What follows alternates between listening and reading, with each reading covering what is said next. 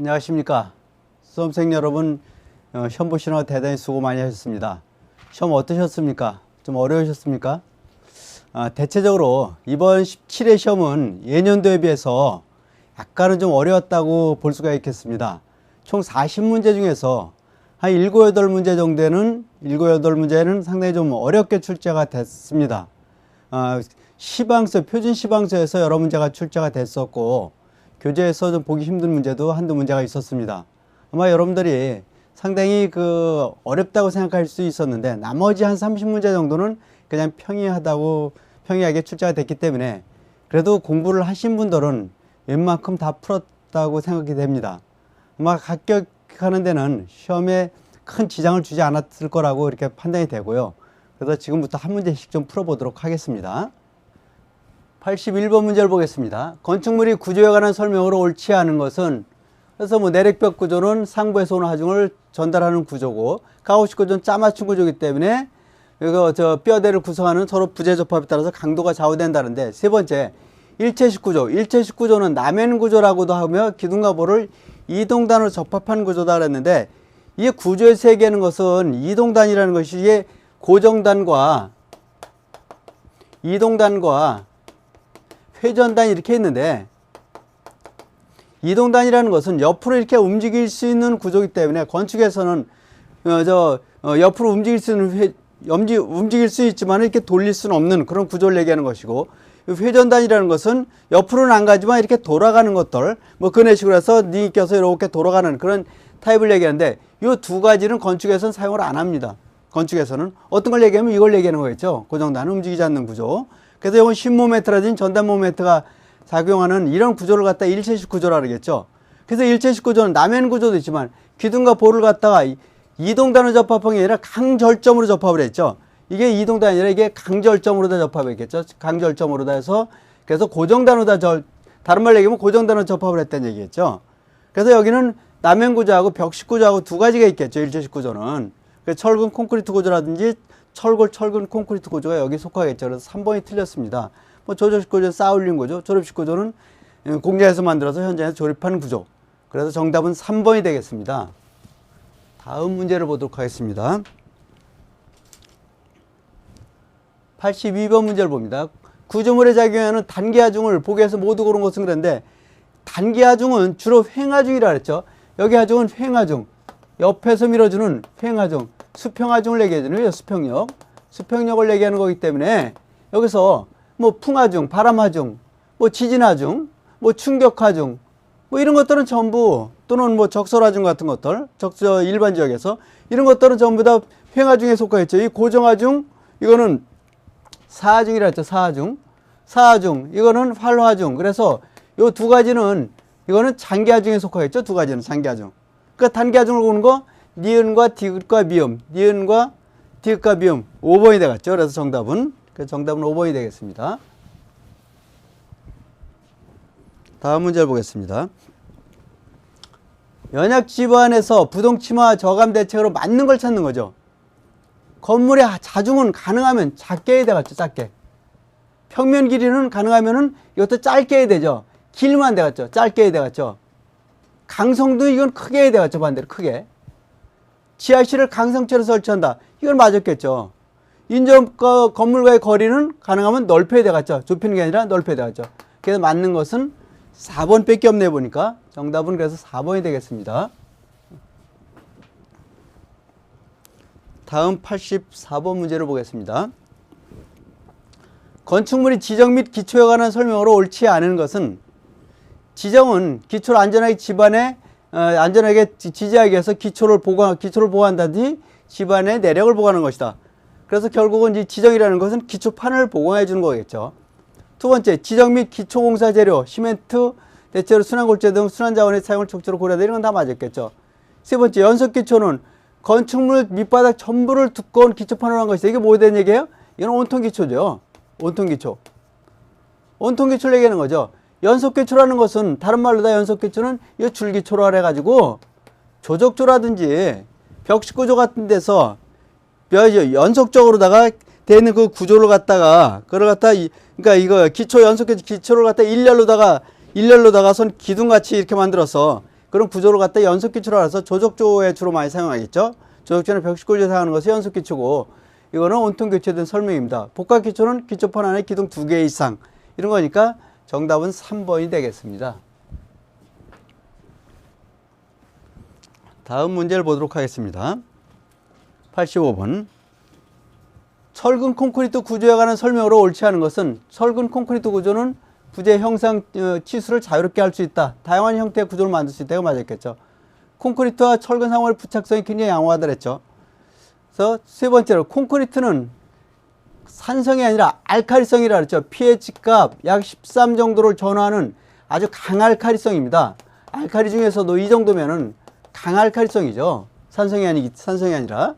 그래서 이거는 그 산에 들어가 있으면 철근이 녹이 나지만, 이렇게 알카리에서 강알카리 들어가 있으면 철근이 녹이 절대로 안 난다 그랬죠.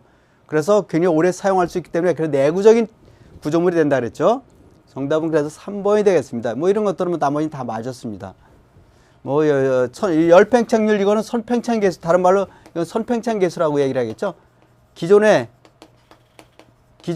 있는 여기에서 열을 줬을 때 늘어난 율, 요만큼을 갖다 선팽창 계수를 하는데, 선팽창 계수가 팽창률이 거의 같다 그랬죠. 그래서 정답은 3번이 되겠습니다. 다음 문제를 봅니다. 콘크리트의 균열 발생 원인을 보기 위해서 모두 고르는 것은 그랬는데, 균열 발생 원인은 굉장히 많습니다. 그래서 경화 전 균열과 경화 후의 균열, 뭐 이렇게 나눌 수도 있고 그러지만은, 첫 번째 경화 전의 균열을 보면 재료에서 본 시멘트의 이상응결이라든지, 이렇게 이상응결 이런 것도 이른다든지, 또는 어떤 뭐 그 콘크리트 치마가 됐다든지, 블리딩이 일어났다든지, 아니면은 뭐 그 콘크리트 시멘트가 수화열, 열이 발생하는 과정에서 열이 많이 발생하면은 당연히 열이 많이 발생하니까 균열이 가겠죠. 빨리 열이 많이 발생한다는 것은 빨리 어떤 그 건조가 되기 때문에 빨리 수화작용이 일어나다 보면은 균열이 발생한다는 말이죠. 이런다든지, 또는 골재가 이상이 있다든지, 또는 뭐 수축균열, 건조 수축균열이라든지, 소성 수축균열이라든지, 소성 치마균열 같은 것들, 이런 것들도 있고, 시공하는 과정에서 거푸집의 변형이 일어났다든지, 또 아니면 빨리 제거를 했다든지, 경화도 안 됐는데 어떤 뭐 진동을 줬다든지 충격을 줬다든지, 어떤 그런 것들도 있을 것이고, 급격한 건조로 인해서 일어나는 것도 있고, 겨울에 동해를 입어서 균열이 가는 경우도 있고, 혼화제를 집어넣는데 어디는 많이 집어넣고 어디는 작게 집어넣는 불균이라는 분산을 냈다든지, 비비는 걸 너무 오랫동안 비볐다든지, 콘크리트를 치기 전에, 또는 요즘에 펌프칼 이용하는데, 펌프칼 이용해서 할 때도 물을 너무 많이 집어넣었다든지, 시멘트가 너무 많이 들어갔다든지, 또 타설할 때 급격하게 타설을 했다든지, 다짐을 또 충분하게 하지 않았다든지, 또 어떤 철근의 피복 두께가 너무 줄어들었다든지, 이음 처리가 불량하다, 뭐 이런 것들이죠. 또 이렇게 불균일하게 타설했다든지, 다짐을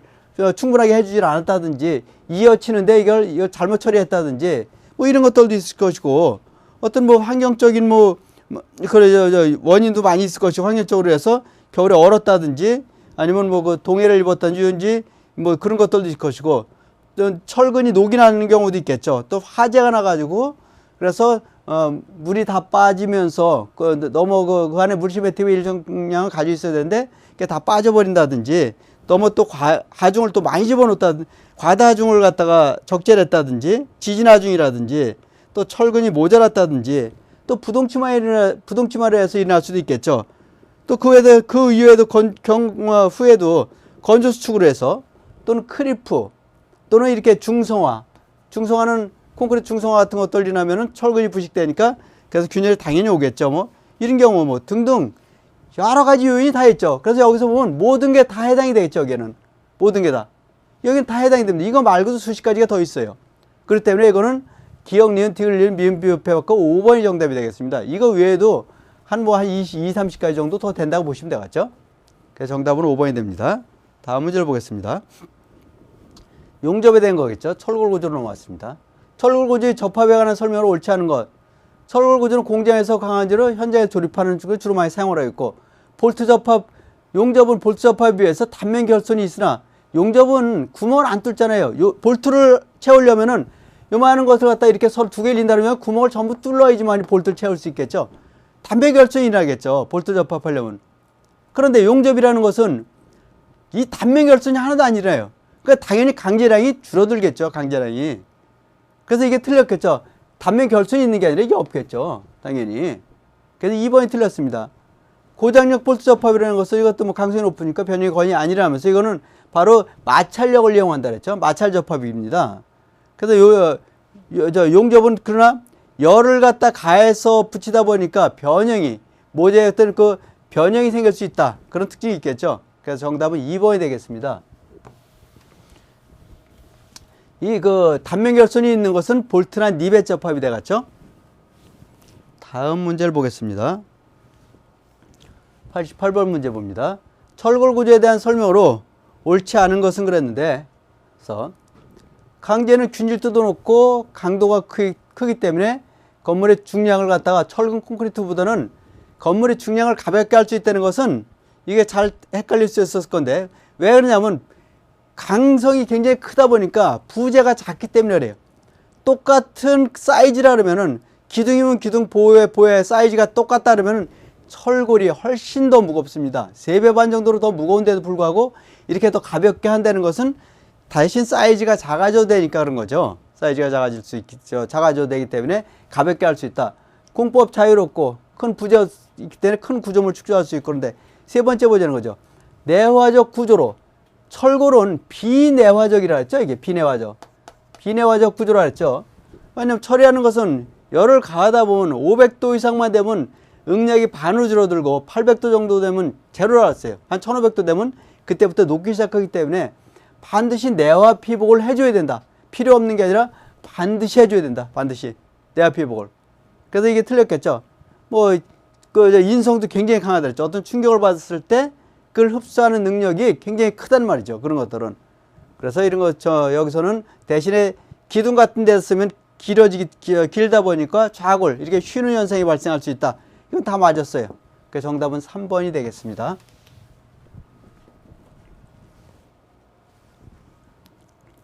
다음 문제 봅니다. 이제 조적조를 봅니다. 89번. 벽돌 쌓기에 관한 설명으로 옳지 않은 것은 그랬는데, 하루 쌓기 높이 1.2m를 표준으로 하고 최대 1.5m 이하로 한다. 그래서 보통 18켜에서 한 22켜 정도로 해야 되겠죠. 두 번째, 가로 및 세로 줄눈의 너비는 공사 시방서에서 정한 바가 없을 때는 10mm를 표준으로 한다. 내야 벽돌일 때만 6mm, 나머지는 10mm입니다. 세 번째, 쌓기 직전에 붉은 벽돌은 물추김을 하지 않는 게 아니라 이 붉은 벽돌, 일반 보통 벽돌을 얘기하는 거죠. 일반 보통 벽돌. 일반 벽돌, 이 붉은 벽돌이나 검은 벽돌은 이거는 물취금을 해줘야 되겠죠. 요거와 요게 이렇게 서로 맞바뀌었습니다. 시멘트 벽돌은 쌓기 바로 직전에는 물취금을 하지 않습니다. 쌓기 바로 직전에만. 그래서 요거는 3번이 틀렸습니다. 연속되는 벽면의 일부를 트이게 나중 쌓기로 할 때는 층단 뒤로 쌓기로, 이거는 통줄눈을 피하기 위해서, 통줄눈을 피하고 막힌 줄눈을 쌓기 위해서 층단 뒤로 쌓기 한다 그랬죠. 하루에 다 쌓지 못하고 그 다음날 다시 이어 쌓아야 될 경우 그런 거죠. 특별히 시방서에 정하지 않았을 때는 영식 또는 화란식 쌓기로 한다 그랬습니다. 그래서 내력벽이 될 수 있게끔. 정답은 3번이 되겠습니다. 다음 문제를 봅니다. 여닫이 창호에 사용하는 창호 철물이 아닌 것은, 크레센트는 이건 미세기 창호라든지 또는 오르내리기 상의 잠금장치죠. 여기서는 잠금장치란 말이죠. 두 번째로 피보틴치 어떻어요? 무거운 여닫이문이죠. 중량의 여닫이문에. 그 다음에 네버터리 인치 공중전압 박스 같은 데서 한 10에서 15cm 정도 열어놓는 걸 얘기하는 거죠. 도어크로죠. 이것도 여닫이에 있어서 열려진 문을 자동으로 닫히게 하는 거죠. 이건 실린더 자물쇠, 여닫이 문에서 손잡이, 잠금장치를 얘기하는 거죠. 그래서 여닫이 창호에 사용할 수 없는 것은 1번 크레센트. 정답 1번이 되겠습니다. 다음 문제를 봅니다. 91번. 타일 공사에 관한 설명으로 옳지 않은 것은, 이건 약간 헷갈릴 수 있을 건데, 타일에서 독일 타일은 자기일 타일에서 흡수열이 높기 때문에 내장용으로 주로 사용하겠죠. 벽 타일 붙이기 공사에서 내장 타일 공법에서 여기서 압착 붙이기, 계량 압착 붙이기, 동시줄눈 붙이기가 있는데, 여기서 보면은 계량 압착 붙임에서 압착 붙이기, 계량 압착 붙이기 이런 것들은 동실눈 붙이기는 외장 타일에 붙이는 거죠. 내장 타일에 붙이는 것은 이런 떠 붙인다든지 낱장 붙인다든지 어떤 뭐 판형을 붙인다든지 이런 것들은 판형 같은 것들은 이런 것들은 내장에 붙이지만 접착제 붙이기 같은 내장에 붙이지만 외벽에 붙이는 것은 뭐 떠 붙이기는 외장에도 붙이고 내장에도 붙일 수 있어요. 떠 붙이기 용법 같은 것들은 그러니까 이렇게 했을 때 여기다가 타일에다 몰탈 발라서 그냥 갖다 이렇게 붙이는 것도 떠 붙이기는 내외장에 다 붙일 수 있는 거죠. 두 번째로다가 이 압착 붙이기.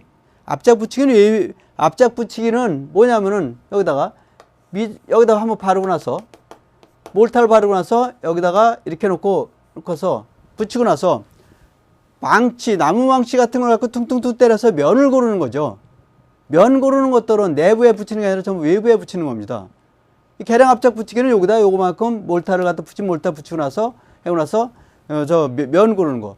이것도 면 고르는 거죠. 계량 압착 붙이기라든지 여기서 밀착공법 같은 것들, 동실눈 붙이기 용법이 이게 밀착공법을 얘기하는 거죠. 이것도 밀착공법. 이건 전부 면을 고릅니다. 이거는 밀착 붙이기 용법은 이거는 뭐냐면 이런 것들은 압착 붙이기하고 계량 압착 붙이기는 이거는 나무 망치 갖고 면을 고르지만은 이거를 동실눈 붙이기 용법은 뭘 가지고 하는 거냐면 핸드 발브레이터를 갖고 땅땅땅땅 때려서 면을 고른다는 말이죠. 그래서 이렇게 면을 고르는 것도 이런 것들은 전부 외장용으로 사용하는 거죠. 내장용이 아니라 외장용으로 사용하는 것이다. 그러나 뭐 판형 붙이기라든지 판형 붙이기 같은 것들은 이거는 내외부에 다 쓸 수가 있겠죠. 작은 벽돌이 작은 타일이기 때문에 모자이크 타일 붙이기 할 때 붙임 모르타르는 이건 그래서 한 4mm, 6mm 또는 3mm에서 한 5mm 정도 이건 가능합니다. 동해라는 건 겨울에 얼은 거예요. 물이 들어가갖고 얼어서 물 자체가 얼면서 부피가 늘어나니까 9% 정도 늘어나니까 계속 크랙이 하는 거죠. 타일에 크랙이 한 것을 갖다가 이거를 동해라 그러죠. 그래서 나머지는 이건 타는 것 구배를 이렇게 두는 것도 맞았고 그런데 정답은 2번이 되겠습니다. 다음 문제를 보겠습니다.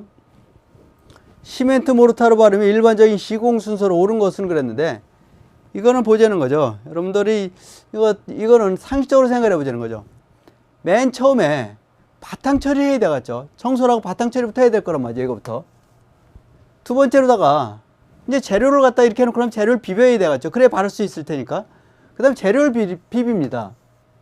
그런 다음에 이제 초벌을 발라야 되겠죠. 초벌을 바르고 나서 나스를 먹이고 나스를 먹인 다음에 초벌을 바른단 말이죠. 항상 초벌 바르고 나서는 뭘 해야 되냐면 고름질이라는 겁니다.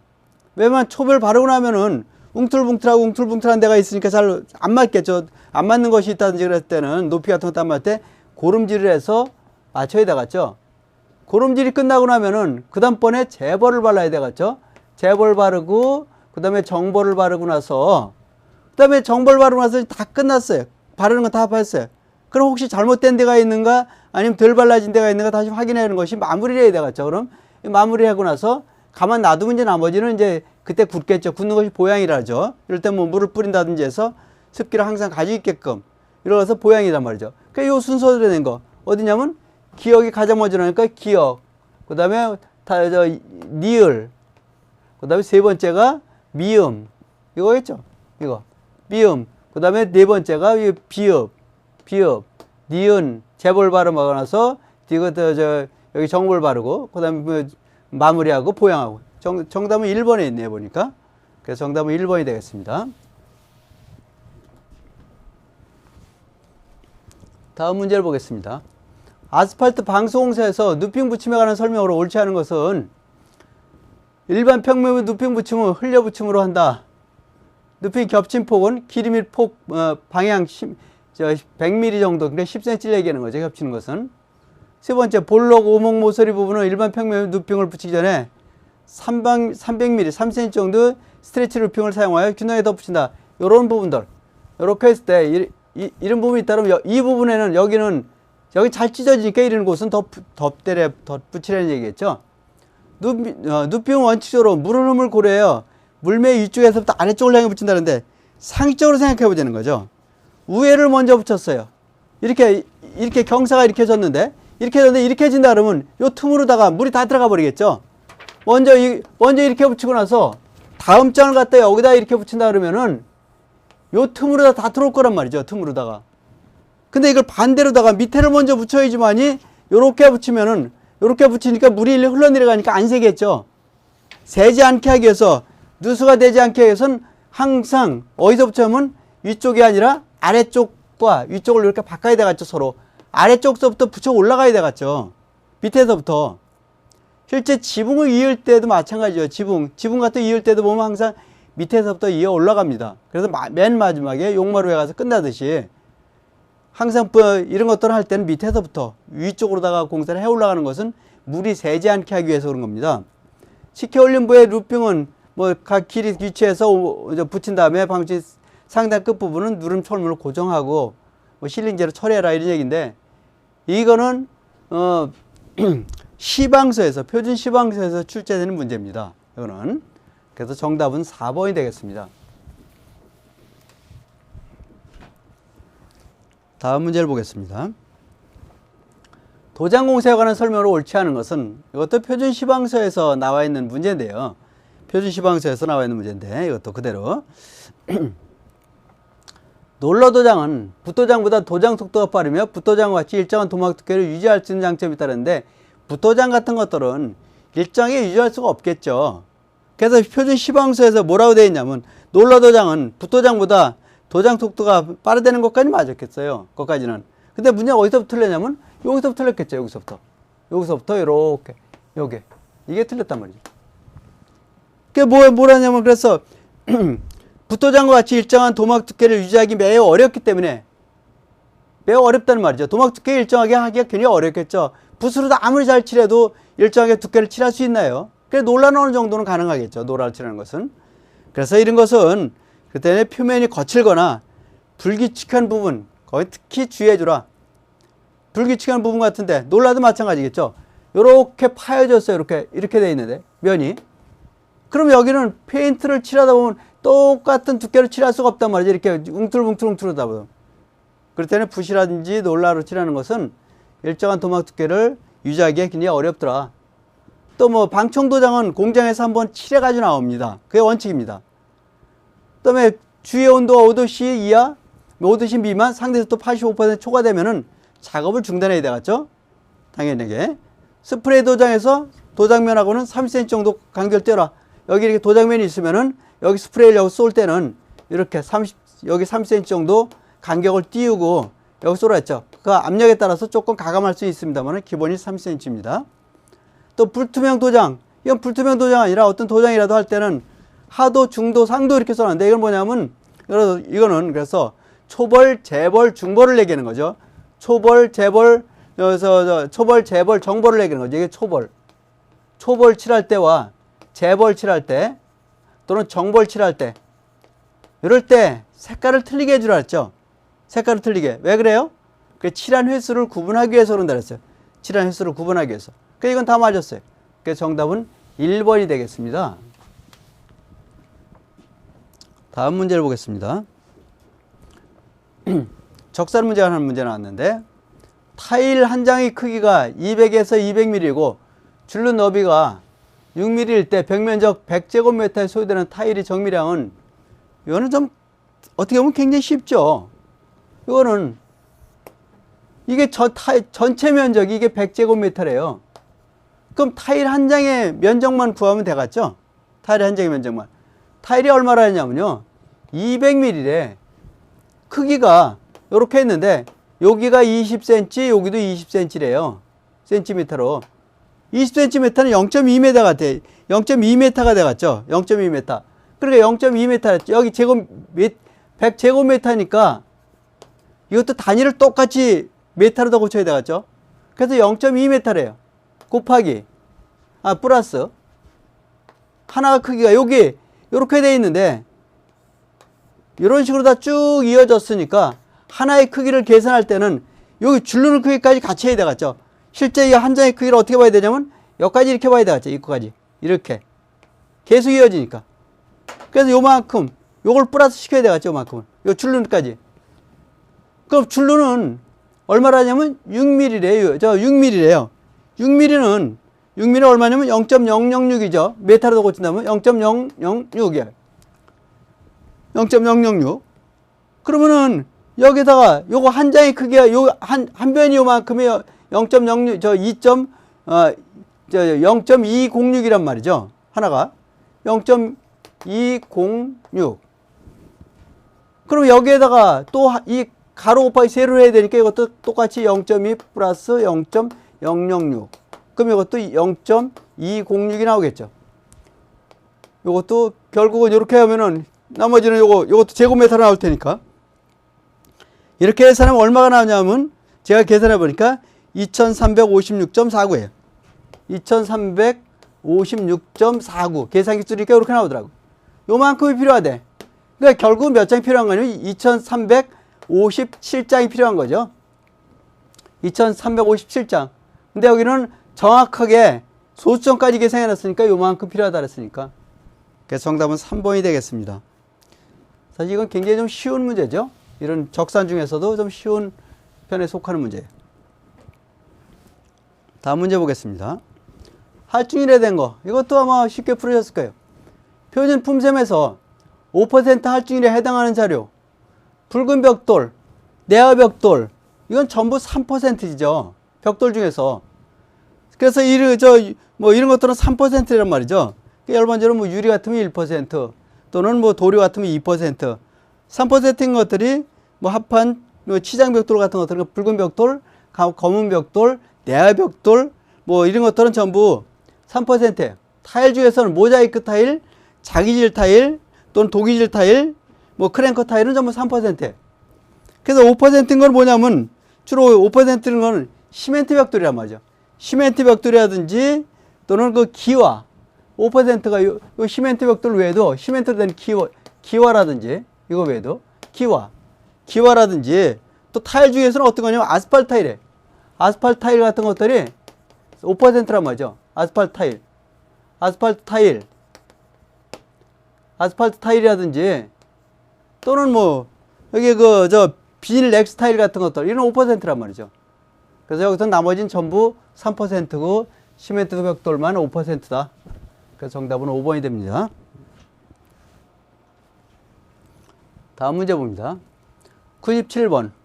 콘크리트 공사에서 시멘트 분말도가 크면 나타나는 현상으로 옳지 않은 것은, 시멘트 분말도가 크다는 것은 고운 시멘트를 얘기하는 거죠.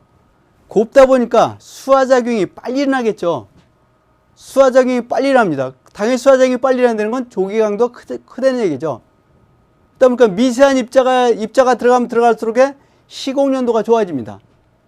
그 시멘트뿐만 아니라 골재도 작은 골재를 집어넣을수록 시공연도가 좋아지죠. 그런데 그래서 블리딩 현상도 감소되고 그러는데 문제는 뭐냐면 균열 발생을 보자는 거죠. 균열 발생이라는 것은, 균열이라는 놈은 이거는 빨리 수화작용이 빨리 일어나면은 그만큼 균열이 빨리 오겠죠. 갑자기 확 건조가 돼 버리니까 급격한 건조는 무조건 균열이 온다 그랬어요. 그래서 정답은 4번이 되겠습니다.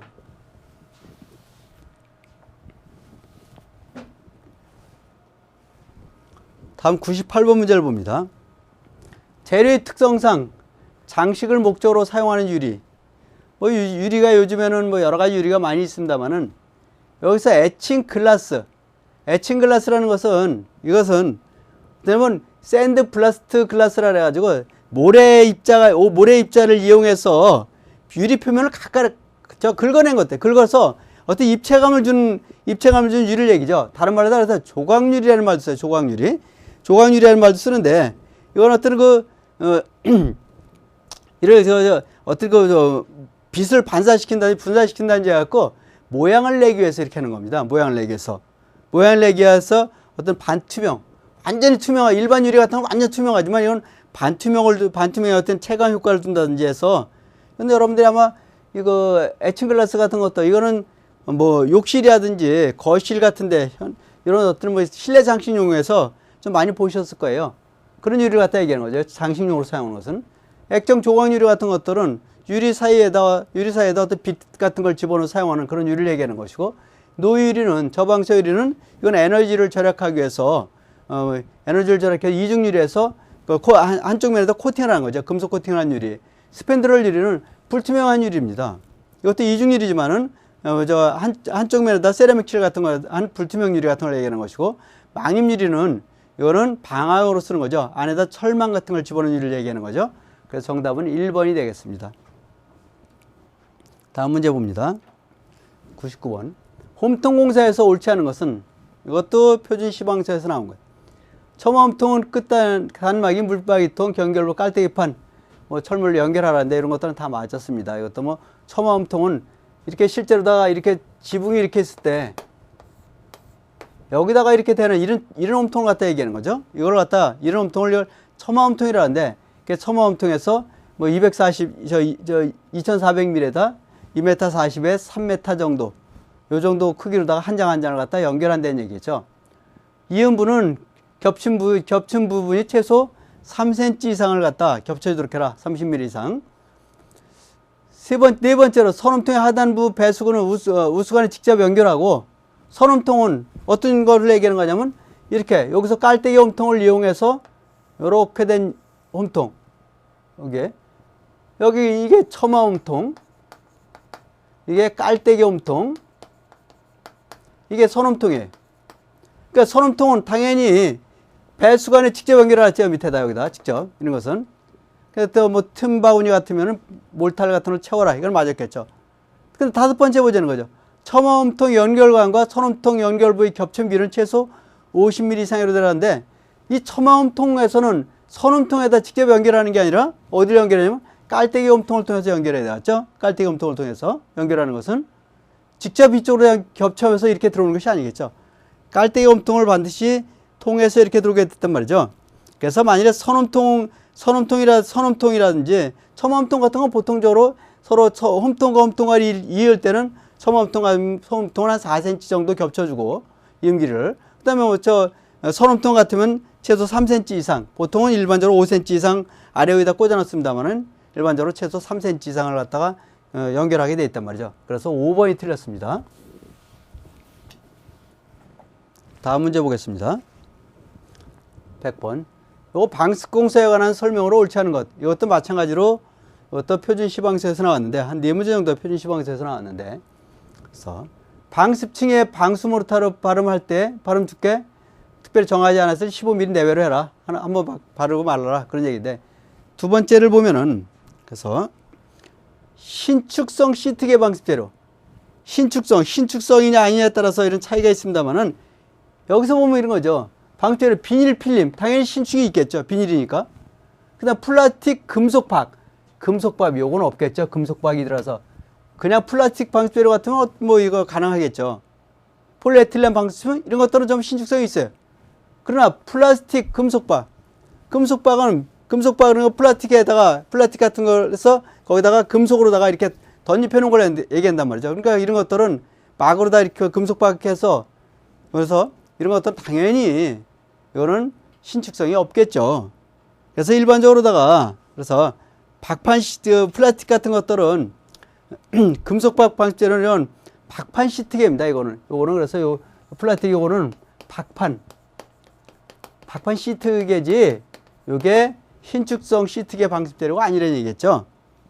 그래서 일반적으로 다 박판 시트계 금속재료도 여러 가지가 있습니다. 이런 것을 방습재료 같은 것들은 뭐 종이를 적층한 방습재료도 있을 것이고, 또는 적층된 플라스틱이라든지 또는 종이 방습재료, 펠트, 아스팔트, 필름 방습층, 뭐 어떤 플라스틱 금속박, 지금 봤더니 이런 거라든지, 어떤 금속과 크라프트 재로 된 방습재, 이런 것들은 전부 다, 이런 것들은 그 박판 시트계 금속재료예요. 반대로 신축성 시트계는 폴리에틸렌, 비닐 필름, 또는 어떤 방습층 테이프, 플라스틱, 아스팔트 방습층, 이런 것들은 신축성에 들어가지만, 이런 거 나머지는 전부 박판 시트계에 들어가요. 그래서 이 두 번째가 틀렸어요. 세 번째, 방습재료 품질 기준을 정하는 항목에서 23도에서 15N 이상 발하지 않아야 된다. 뭐 아스팔트 방습재료에서 방수 밑부분은 뭐 밑변 50에서 50, 높이 50mm, 거기를 스트립을 끼운다. 뭐 이런 것들은 다 맞았습니다. 그래서 정답은 2번이에요. 다음 문제를 보겠습니다. 지금부터 이제 101선부터 보는 것은 이제 건축 설계에 대한 문제겠죠. 정보통신과 에너지 기술을 융합 활용하여 건물의 최적의 환경을 제공하고 에너지를 효율적으로 관리하는 시스템 그랬는데, 이거는 뭐 EPT는 이건 환경 성과 지수를 얘기하는 거예요. 이거는. 그러니까 여기는 관계가 없죠. 성과 지수. 이거는 뭐냐면 빌딩,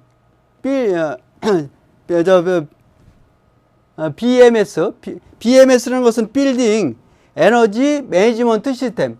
그 짝달단 거죠. 빌딩 에너지 매니지먼트 시스템. 그래갖고 이거는 뭐냐면 바로 여기서 나와 있듯이 건물의 에너지를 관리해주는 시스템을 얘기하는 거죠. 건물 에너지 관리 시스템. 그래 다른 말로 얘기하면, 한마디로 얘기하면 건물에 대한 에너지 관리 시스템이다. 줄여서 얘기하면 그대로 건물 빌딩 에너지 건물 B, 요건 E, 관리 시스템 매니지먼트 관리 M, 요거 시스템 S. 이렇게 갖고 BMS라 그러죠. 요거는. 세 번째로 커미셔닝은 뭐에 대한 얘기냐면, 이거 세 번째라는 것은, 이거는 건축주의 요구사항에 맞게 설계가 됐는가 안 됐는가, 또는 시공이 됐는지 안 했는지 어떤 그 수행하는 시스템을 얘기한단 말이죠. 검증을 한다든지 수행하는지, 건물 시스템이 성능이 맞게 나왔나, 시스템이 성능이 맞게 나왔는지 어떤 검증을 한다든지 수행한다든지, 검증을 한다든지 또는 수행을 한다든지, 이런 거를 어떤 확인한다는 거죠. 확인하는 것을 얘기해요. 네 번째로다가 TAB는 공조 설비에서 종합 시험 조정을 하는 거지. 이거는 공조 시험 조정하는 단계를 얘기하는 것이고, 이거는 CEC는 국제 표준을 얘기해요. 국제 표준을 얘기하는 거예요. 그러니까 여기서 묻고자 하는 것은 두 번째를 얘기하는 거죠. BMS. 정답은 2번이 되겠습니다. 다음 101번 문제를 봅니다. 102번 봅니다. 건축설비 기본사항으로 옳지 않은 것은, 물은 일기압일 때 4도씨에서 가장 무겁고 부피는 가장 작아진다 그랬어요. 두 번째, 액체 압력은 이미 면에서 수직, 수평 똑같이 작용을 하고 있고, 압력은 어느 방에 있으나 동일하게 작용한다 그랬고, 일정량의 기체 최적과 압력의 곱은 기체의 절대 온도에 비례한다. 다 맞았죠. 네 번째 보면 유체 마찰 손실 수도를 얘기하는 건데, 고체 표면의 크기, 거칠기, 속도의 제곱에 반비례한다. 이거 여러분들 마찰 손실도 된 거 맨날 봤죠. 그래서 마찰 손실은 그래서 F 곱하기 D분의 L 곱하기 2G분의 V자승이라 그랬죠. 그래서 요건 마찰 계수를 얘기하는 것이고, 요건 길이, 요거는 유속, 제곱. 그래서 요만큼, 요거는 전부, 이건 비례하는 값이라 했죠. 비례. 그런데 밑에 요 관경, 요거 중력과 속도, 요놈은 전부 반비례하는 값이라 했죠. 그러니까 여기서 고체 표면의 크기, 교체 표면의 크기, 계수 이런 걸 거칠게, 계수를 얘기하는 거 있죠. 속도의 제곱, 이거에는 뭐예요? 반비례가 아니라 비례한다 그랬죠. 비례한다 그랬죠. 이게 틀렸겠죠. 네 번째가. 당연히 열이나 물은 높은 곳에서 낮은 곳으로 흘러요. 그래서 열도 마찬가지로 고온에서 저온으로 다 이동한다. 그래서 정답은 4번이 되겠습니다. 이것도 어느 정도는 공부하신 분들은 다 풀으셨을 거예요. 103번. 건물 내의 급수 방식에서 옳지 않은 것은 펌프 직송 방식, 부터 방식을 얘기하는 거죠. 정속 방식, 대수를 제어하는 정속 방식과 회전수를 제어하는 변속 방식이 있다. 수도 직결 방식은 기계실 및 옥상 탱크가 불필요하고 단순시 급수가 불가능하다. 수도 직결 방식은 수도 사업소에서 주는 것을 바로 건물에다 공급하는 거죠. 그러니까 옥상 탱크도 필요 없고, 대신 단수되면 물 안 나오겠죠. 대신에 단전됐을 땐 관계가 없겠죠. 세 번째, 압력 탱크 방식은 단수시 저수 탱크 물을 이용할 수 있다. 이건 뭐냐면 지하 저수에 있는 그 밑에는 저수의 물을 이용할 수 있다는 얘기죠. 옥상 탱크 없어도 되겠죠, 이거는. 네 번째, 펌프 직송 방식. 펌프의 가동과 정지 시 급수압 변동이 있기 때문에 요즘에는 그래서 여기에 압력 탱크를 사용한다 그랬죠. 비상전원 사용 시를 제외하고는 정전 시에는 급수 불가능하다. 다섯 번째 보자는 거죠. 고가 탱크 방식은 옥상 탱크가 필요하면 당연히 맞았겠죠. 수도 직결 방식에 비해서 수질 오염 가능성이 굉장히 높죠. 급수압력이 변동이 작다. 이건 맞았지만 이거 하나 틀려있죠. 낮은 것이 아니라 굉장히 급수 오질 가능성이 높아요. 왜? 가장 높은 방식이죠. 왜 그래요? 여기 탱크에다가 물을 요만큼 채워놨죠. 이놈을 펌프를 이용해서 퍼올렸어요. 여기다 건물에다 퍼올리고 나서 이렇게 해서 퍼올려서 여기 있는 물을 다시 이렇게 공급을 하다 보니까 이렇게 주다 보니까 여기에다가 일단 물을 모아놔야 되겠죠. 탱크에다. 여기도 탱크에 모아놓죠. 그러다 보니까 오염될 가능성이 가장 큰 방식이다. 그래서 정답은 5번이 되겠습니다. 104번. 급설비 수질 오염 방지 대책에 관한 설명으로 옳지 않은 것은 수조는 물탱크는 부식이 적은 스테인리스 재질을 사용해야 된다. 음료수 배관과 음료수 유해 배관은 절대로 접속시키면 안 되겠죠. 그 배관을 접속시키면은 이거는 크로스 커넥션이 생길 수 있겠죠. 크로스 커넥션. 그래서 급수가 오염되는 현상이 생기기 때문에 절대로 접속시키면 안 된다. 이런 따로 둬야 되는 거죠. 그래서 단수등에 대비하기 때문에 특히 이거는 그 세정 밸브, 프러시 밸브 같은 것들은 부하에 의해서 역류가 발생하기 때문에 그걸 막아주기 위해서 이렇게 토수구 공간을 둔다든지 반드시 역류 방지기를 설치해줘라. 그런 얘기겠죠. 네 번째, 배관 내 장시간 물이 흐르면 용존산소, 물속에 녹아 있는 산소에 의해서 부식이 진행이 됩니다. 그래서 이것도 당연히 맞았고, 저수 탱크는 필요 이상의 물이 저장되지 않도록 해줘라. 다른 건 다 맞았겠죠. 정답은 2번이 되겠습니다.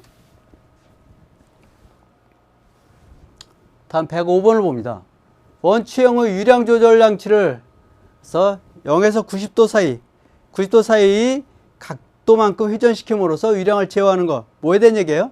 콕을 얘기한다 했죠. 콕은 그래서 여기는 볼 밸브가 있고, 밸브 중에서 볼 밸브라든지 볼 밸브나 아니면 버터플라이 밸브, 나비 밸브를 얘기하는 거죠. 버터플라이 밸브 같은 것들이 여기 속하는 거죠.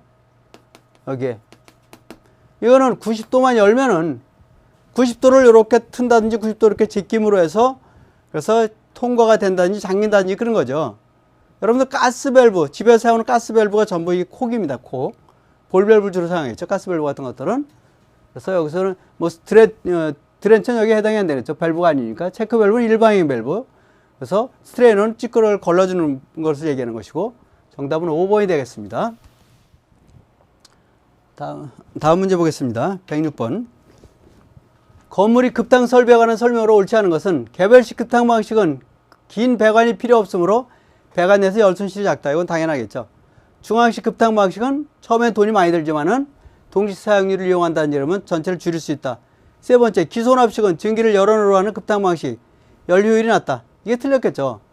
기손압식이라는 것은 여기 보일러에서는 전기를 만들어서 전기 또는 고온수를 만들어 가지고 여기에 탱크에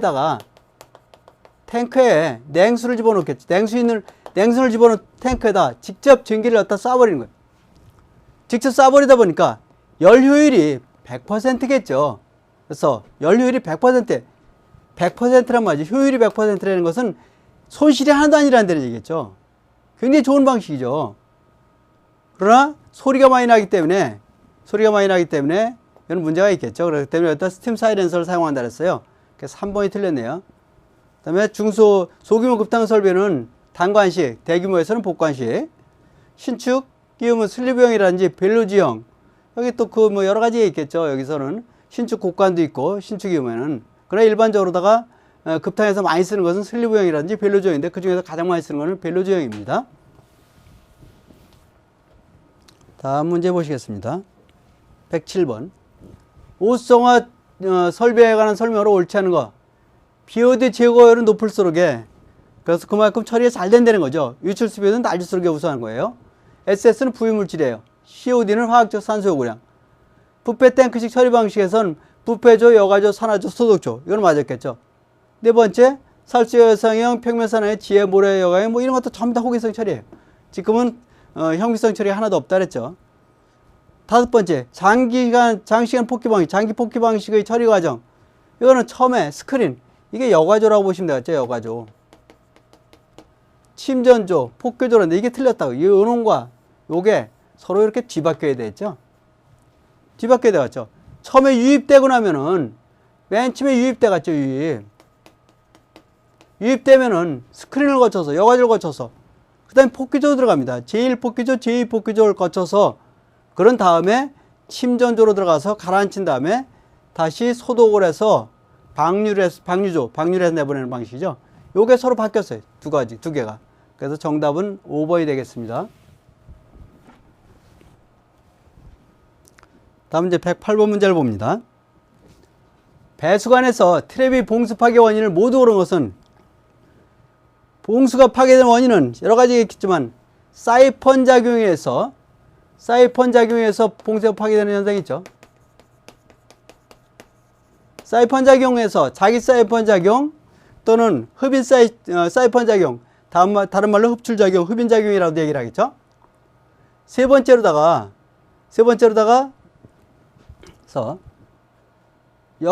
분출 작용 요것도 여기 들어갔죠. 요렇게 요거는 사이펀 작용으로 들어갔죠. 여기까지는.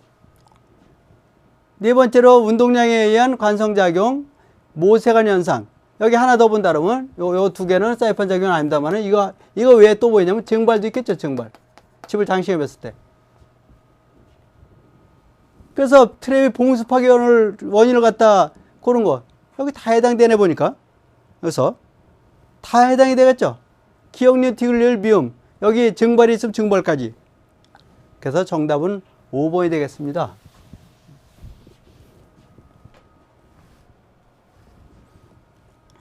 109번 스프링클러 설비에 관한 설명으로 옳지 않은 것은, 천장이 높은 무대를 비롯하여 공장, 창고, 준위건물 저장센터에서는 개방형 스프링클러 배관 방식, 이런 데는 그 천장이 높다 보면 스프링클러에는 헤드가 안 터지기 때문에 이런 데서 개방형을 많이 쓰고 있습니다. 천장이 높을 때는.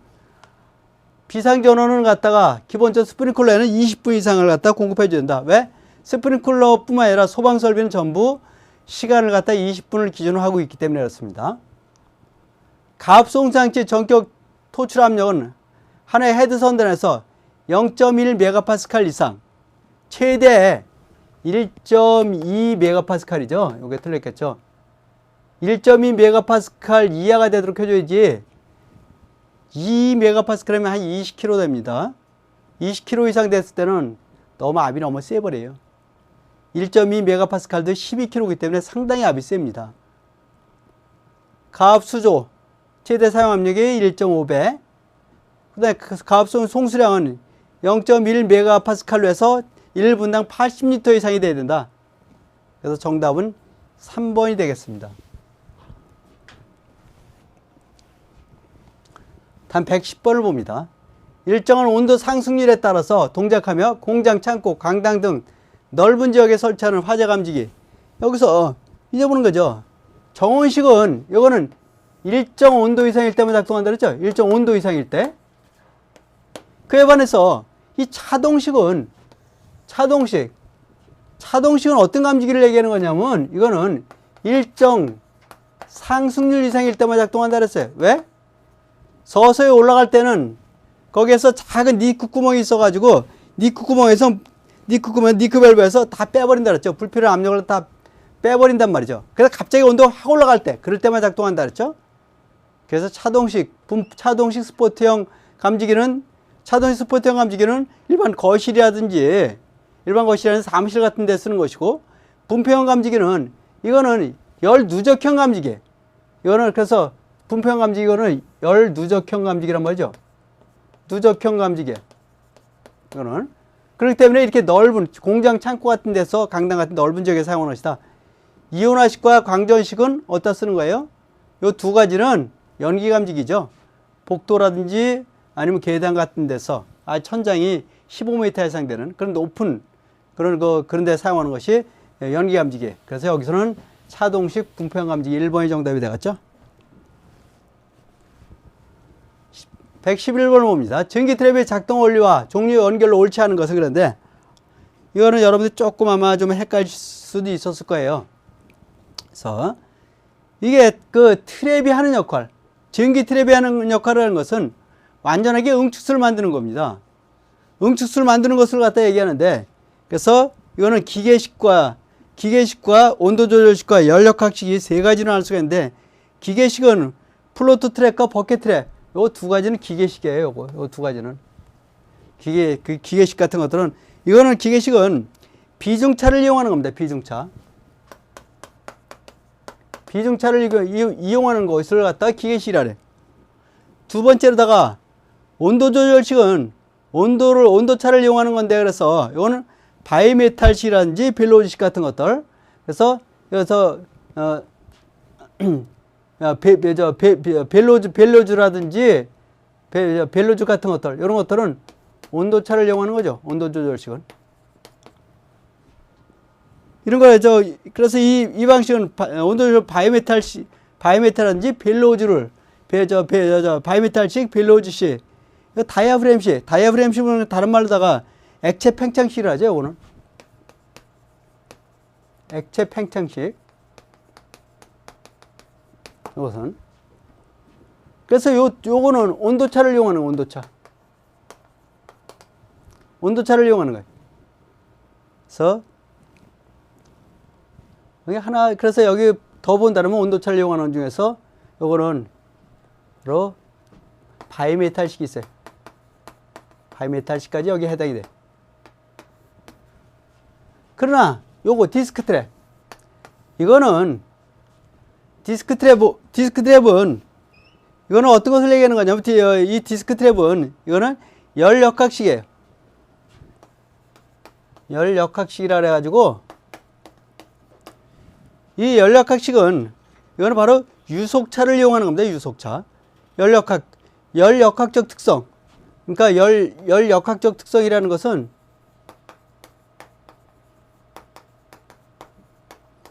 결국 유속차를 이용하는 건데, 열역학적 특성을 갖다 이용하는 거죠. 유속차를 갖다가.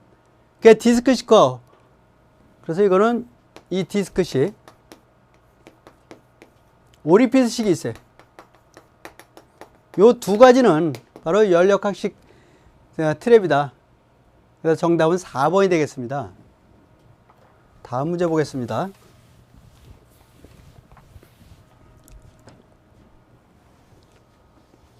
(112번) 문제를 봅니다. 전기 트랩의 작동 원리와 종류, 다음 문제를 보겠습니다. 이거 봤죠? 112번. 온돌 및 난방 설비 설치 기준으로 옳지 않은 것을 그랬는데, 이거는 온돌 및 난방 설비 설치 기준이 여기에 나와 있는 거죠. 여기서 건축물의 설비 기준 등에 관한 규칙인가, 여기에서 보니까 온돌 난방 설비 설치 기준이라는 것이 법에 나와 있는 그런 내용에서 나왔어요. 그래서 단열청은 열 손실을 방지하기 위해서 이렇게 했을 때, 이 슬라브층이 이렇게 했을 때 여기다 단열재를 집어넣겠죠. 단열층을 두겠죠. 여기다. 이게 맞습니다. 단열재 설치하는 거예요. 그러나서 여기는 이제 그 다음번에 배관이 이렇게 들어가 있죠. 배관이. 이런 배관 중에. 이게 배관층이죠. 그래서 배관체 단열재층 또는 체험층 위에, 그래서 위에다가 이렇게, 여기다가 체험층이 들어가 있죠. 체험층. 콘크리트를 이렇게 채운단 말이죠. 몰탈 같은 것들을. 그래서 세 번째, 배관층과 바탕층 사이의 열 저항은 심야 전기 온돌계 같은 경우는 뭐 바닥 매저 열 관리 저항이 60% 이상, 뭐 최하층 경우에는 70% 이상이 된다. 그랬었는데 그런 내용이고, 그다음에 바탕층이 지면에 접하는 경우, 이게 이렇게 바탕층을 갖다 이 밑에가 여기에 집안이 여기가 만일에 이래서 이렇게 집안이. 그랬을 경우를 얘기하는 건데, 이랬을 때 여기에 또 벽이 이렇게 올라가 있다. 그런 경우가 있죠. 벽이 이렇게 있을 때. 이럴 때 얘기한단 말이죠. 그러니까 방수 처리를 어디까지 해주냐. 최소 벽면 높이 10cm까지 해주라. 이런 얘기죠. 요만큼 높이. 여기까지 방충을 갖더래. 이렇게, 여기 10cm 정도. 여기에 방충을 들으라는 얘기겠죠. 5cm가 아니라 여기에 10cm 이상의 방수 처리를 해야 된다. 그 말이겠죠. 여기서. 그래서 얘기하는 것은 마감층은 수평이 되도록 하고 마지막에 여기를 얘기하는 거였죠. 마감지에 뒤틀린 변형이 없도록 해주라. 그건 다 맞았습니다. 그래서 여기서는 최소 10cm 이상을 갖다가 이렇게 할 수 있게끔 두란 얘기니까 10cm 방수 처리를 하라 했으니까 정답은 4번이 되겠습니다.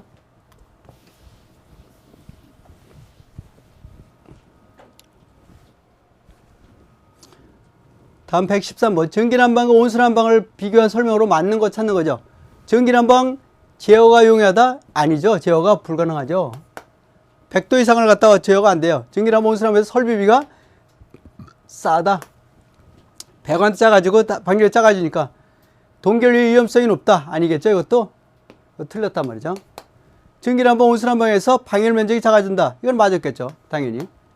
100원 작아져야 되고 방열 면적이 작아져야 돼요. 왜? 온도가 높으니까. 그 쾌적성이 나쁘다. 쾌적성이. 그러니까 맞는 거 찾는 거니까 정답은 당연히 4번이 되겠죠. 다음 114번 문제를 봅니다. 풍량 시간당 1200 세제곱미터, 전압 300 PA, 회전수 500 RPM, 전압 효율 0.5, 송풍기 회전수를 1000에서 1000 RPM으로 변경할 때 송풍기 축동력을 말하는데 첫 번째로다가 축동력을 구해보자는 거죠. 축동력은 여러분들이 펌프 축동력 구하는 거를 연상하시면 쉽게 생각하실 것 같은데, 그래서 Q 곱하기 PT 곱하기 이거는, 그래서 여기서 6120이라는 것을 6120 곱하기 NT 이렇게 쓰는 공식을 이렇게 쓰는데 이게 무슨 얘기냐면 이런 얘기겠죠. 여기서 Q는 여기서 Q라는 것은 풍량을 얘기한단 말이죠. 풍량. 그 풍량이 세제곱미터인데 꼭 알아두셔야 될 게 1분당 풍량을 얘기해. 1분당 풍량. 분당 풍량. 두 번째로 PT인데 이게 PT, 이게 전체 에너지를 얘기합니다. 전체 에너지. 전체 에너지를 얘기하는 건데 여기서 전체 에너지는 압력 에너지가 속도 에너지를 갖다 이걸 전체 에너지를 이걸 압력 단위로 나타낸 거예요. 압력 단위로다가. 그래서 전압도 300PA라 했어. PA. 그러면은 이것도 바꿔줘야 되는데 미리 아쿠아로다 바꿔줘야 되는데 요렇게 바꿨을 때 1mm 아쿠아가 걸리면 약 1mm 아쿠아는 약 9.8파스칼 돼요. 9.8파스칼 PA. 요만큼 된단 말이죠. 요걸 염두에 두고 계산하시면 되겠죠. 그 다음에 NT는 이거 효율이에요. 효율. 그래서 한번 풀어보자는 거죠. 그대로 풀면은 여기는 풍량이 우선 60분의 1200이니까 20이 되겠죠. 곱하기 PT 300이래.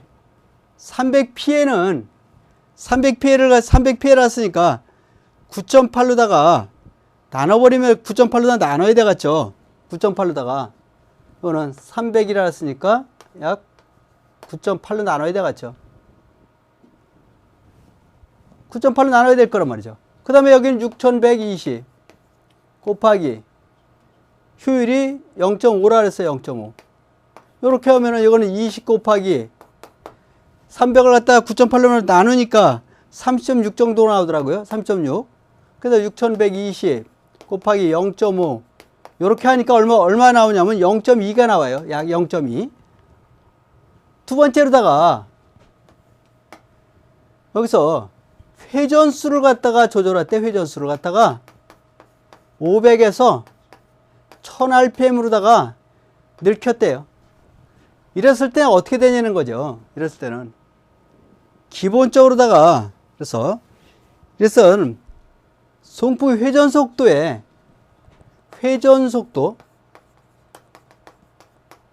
3승에 비례합니다. 회전속 3승에 비례하니까 회전수를 변경시켰을 때는 여기다가 이거 곱하기 바로 여기서 나오는 축동력 킬로와트 축동력이죠. 축동력 구해진. 그래서 이걸 계산하면은 그래서는 500분의 1000 2가 되겠죠. 2의 3승 곱하기 0.2는 1.6이 나오겠죠. 이게 2니까 2 곱하기 2 곱하기 2는 8이니까 8 곱하기 0.1이니까 1.6이 나오겠죠. 그래서 1.6kW가 되더라. 킬로와트가. 1.6 어디 있어요? 1번에 있네 보니까. 그래서 정답은 1번이 되겠습니다. 다음 문제 보겠습니다. 조명 설계 순서로 맞는 것 그랬는데 이거는 맨 처음에 소요 조도를 구해야 되겠죠? 조도 기준. 이게 소요 조도란 말이죠. 소요 조도. 필요한 조도. 얼마큼 필요하냐? 항상 뭐든지 이게 제일 먼저 나와야 되겠죠? 그 니은이 제일 먼저 나온 거 3번, 4번, 5번 중에서 한 문제겠네요. 이 중에서. 두 번째로다가 광원을 선택해야 되겠죠? 어떤 걸 쓸 거냐? 광원. 조명기구 선정. 이게 기구. 광원 선택하는 거죠. 그럼 니은 기억. 그럼 니은 기억이 3번 아니면 4번 둘 중에 하나가 있는 거죠. 세 번째로다가 조명 방식을 결정해야 되겠죠. 조명 방식. 여기 조명 방식은 건너뛰더라도 그 다음 기구 선정하는 거예요. 조명기구. 기구를 선정해야 되겠죠. 기구를 선정해야 된단 말이죠. 기구 선정한 다음에 그 다음에 뭐 광원의 숫자를 계산한다 이러니까 요게 1번 나왔으면 요게 2번 나오고 요게 3번 나와야 되겠네 보니까. 여기서 3번 나와야 될 것이고 그 다음에 뭐 그런 다음에 조도를 갖다가 확인했죠. 기구를 배치하고 나서 조도 확인 맨 마지막에 해야 되죠. 이거는 순서는 여기서는 뭐 이렇게 했는데 근데 이거는 원래는 이제 굉장히 많죠. 그래서 소요 조도를 설정하라서 광원 선택하고 조명 방식 결정한 다음에 기구 선정하고 또는 뭐 조명 계산해서 광원의 수라든지 광원의 크기를 결정하고 조도 분포라든지 이런 거 다시 한번 검토해보고 나서 그 다음에 뭐 스위치라든지 콘센트 같은 것들 기구를 갖다가 좀 배치한다든지 하고 나서 그 다음에 평면도 배선 설계한다든지 뭐 이런 순서로 하는데 여기서는 아무튼 요거까지밖에 안 나왔으니까 정답은 3번이 되겠네요 보니까. 다음 문제 봅니다. 116번. 이것도 엘리베이터에서 맞는 거 찾는 거랬죠. 지연 스위치, 멈춤 스위치 동작할 때 이건 아니겠죠. 비상용 승강기, 승강기 회로는 각 층으로부터 피난층에 이르는 승강로를 단일 구조로 연결해 설치한다. 그래서 이거는 맞았다는 말이죠. 이건 맞았어요. 두 번째는. 이건 맞았습니다. 세 번째, 최종 제한 스위치, 리미트 스위치는 종단층에서 엘리베이터 칼을 갖다 자동으로 정지시키는 게 아니죠.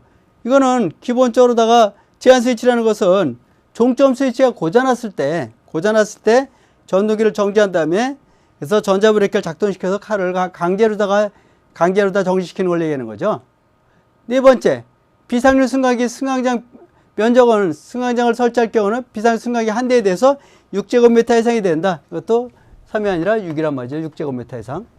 비상 멈춤 장치, 전등기 토크 손실 엘리베이터를 칼을 정지시키는 게 아니라 비상 멈춤 장치, 비상 정지 장치는 조속기, 가바나가 고장나서 가지고 전격 속도에 130에서 140% 정도 됐을 때 그랬을 경우에 칼을 갖다 정지시키는 것을 얘기하는 거였죠. 그래서 맞는 것은 2번만 맞았네요. 보니까. 정답은 2번입니다. 117번. 환기된 건데 아파트 단지의 상가 1층에 실용적 720세제곱미터 은행을 환기횟수 1.5회 시간당 계획했을 때 필요 풍량은 그랬는데 이거는 그렇게 어렵지 않겠죠. 환기횟수라는 것은 V분의 Q 아니에요. 환기횟수. N은 V분의 Q라 했어요. 그래서 이거는 횟수. 이건 환기량. 그래서 세제곱미터. 환기량을 갖다가 여기서 환기량 세제곱미터를 얘기하는 거죠. 이거는 그래서 시간당 세제곱미터. 여기서는 최적.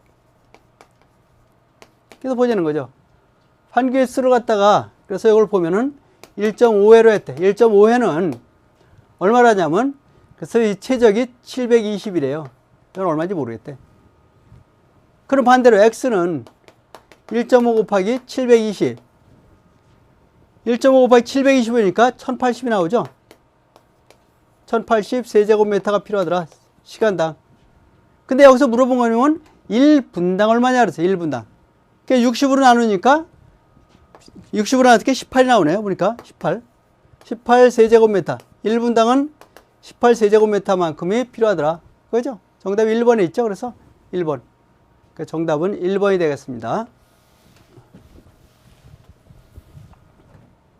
다음 문제 봅니다. 118번 냉동인데 흡수식 냉동기 구성 요소. 흡수식 냉동기는 이렇게 돼 있다 그랬죠. 이렇게 4개의 사이클을 갖다 거친다 그래서 여기에 이 순서는 어디서부터 시작을 해도 관계없죠. 증발기가 있고 흡수식이니까 흡수기가 있고 그 다음에 여기 발생기 또는 재생기가 있다 그랬죠. 발생기 또는 재생기라고 부른다 그랬어요. 여기. 그 다음에 응축기가 있어요. 요런 순서를 거친다 그랬죠. 순서. 여기는 근데 순서를 갖다가 요구하는 것이 아니라 구성요소 4가지만 찾으면 된단 말이죠. 그러니까 증발기, 흡수기. 그래서 압축기가 들어가는 건 어떤가요? 압축기가 들어갔다는 건 무조건 이거는 압축식이죠. 여기서도. 그래서 흡수기, 증발기, 응축기, 재생기 이건 맞았겠죠. 그 압축기가 들어갔다는 건 무조건 전부 이렇게 압축기가 들어간 건 전부 압축식이란 말이죠. 그래서도 여기서 팽창 밸브가 들어가서 이건 아니네 보니까 여기서 팽창 밸브 들어간 거. 그래서 이 압축식은 뭐가 있다면 증발기 다음에 요거 팽창 밸브하고 압축기 요 2가지가 이제 2가지만 틀리겠죠.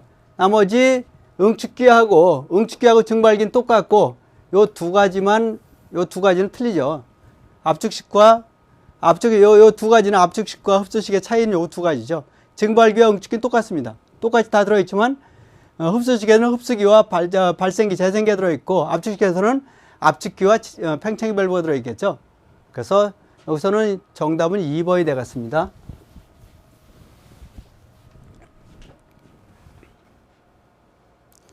다음 119번. 냉방부하 계산에 관한 설명으로 옳지 않은 것. 건물에서. 냉방부하는 여러분들 이렇게 생각하시면 되겠죠. 냉방부하는. 에어컨을 틀어야 되는 건 냉방부하입니다. 난로를 틀어야 되는 것은 난방부하예요.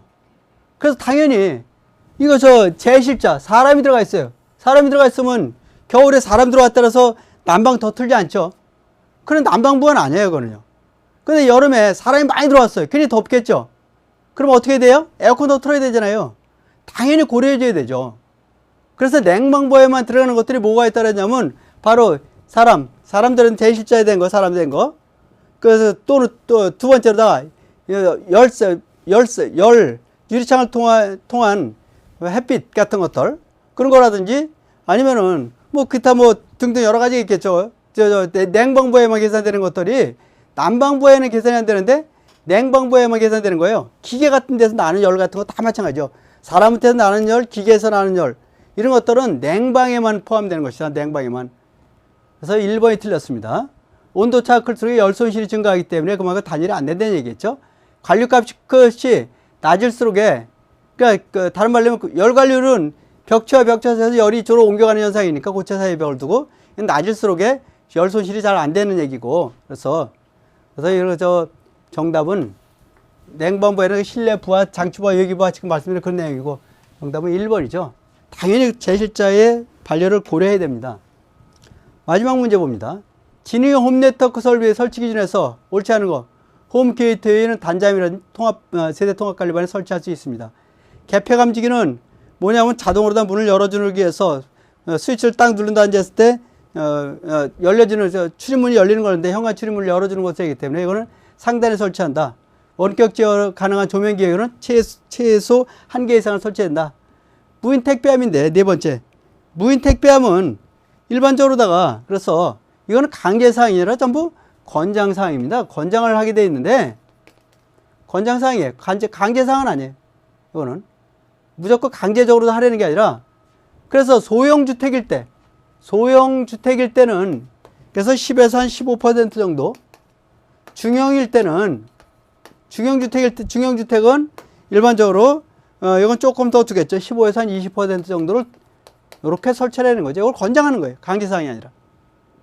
통신배관실 출입문 최소 폭 0.7m 높이 1.8m 그래서 이런 거 출입문을 설치하고 나서 이건 잠금 장치가 반드시 두라는 얘기겠죠. 그래서 정답은 4번이 되겠습니다. 그래서 지금까지 이제 문제를 다 풀어보셨는데 앞에서도 말씀드렸듯이 몇 문제 정도는 문제를 다 풀어보셨습니다. 잘 풀으셨나요? 여러분들이 아마 좀 어려우신 문제도 있었을 겁니다만 일부 몇 문제를 제외하고 나머지는 그렇게 크게 어렵지 않은 문제들이 한 30문제 정도 출제됐기 때문에 아마 합격하는 데는 큰 지장이 없었을 거라고 보입니다. 혹시 이번에 좀 잘 안 되신 분들이 있다든지 하면은 다시 준비를 하시면 될 것 같고요. 그래서 위로의 말씀을 드리고 혹시 안 되신 분들한테는 합격하신 분들에 대해서는 또 축하의 말씀을 드립니다. 그동안에 공부하시느라 대단히 수고 많이 하셨습니다. 그동안 고생 많이 했습니다. 감사합니다.